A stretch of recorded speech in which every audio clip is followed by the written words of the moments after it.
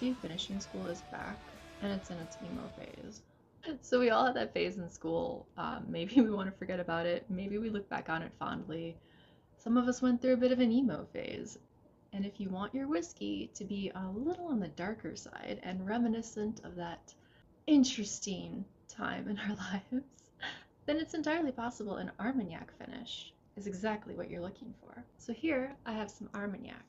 Now this is a 20-year aged Armagnac, and you are going to find Armagnacs aged for much longer than you will find a cognac or some other spirits. The most crazy thing to me about Armagnac is what goes into this bottle was acquired from different little farms in the Armagnac region of France. So it is a brandy and it is made from grapes, but a lot of these farmers, after they're done with their harvest, will save some, distill it, put it in a barrel, and basically it's their rainy day fund. Or for some of them, a fund for when their daughter gets married and they need some money for the wedding, that kind of thing.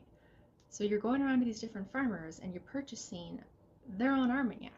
So it's been aged not in a large rick house, but it's been aged in like some guy's cellar. So the variation is real and it's absolutely wild. I will say the Armagnac region does have a more hilly kind of mountainous area, and if you see a Haute Armagnac, it is from that region. And if you want that like emo, dark, moody vibe turned up to freaking 11, then look for something like this. They are harder to find, they're less popular. There is a reason why.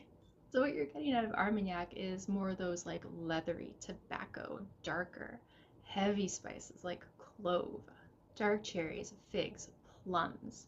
But from the Haute Armagnac region, you're definitely getting even more bitterness with it. It's like a kid who went through their goth phase because they had some serious shit going on. So most Armagnac you're going to see, or more likely the Basse Armagnac.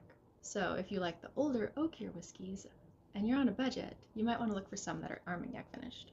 So I will warn you, if you pick up an Armagnac to try, it's unlikely to be like something you've had before.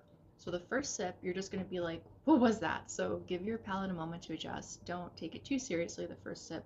And once you've been calibrated after a couple of sips, give it a little time, go back, have another sip. You might really find something you enjoy. The intensity is really there.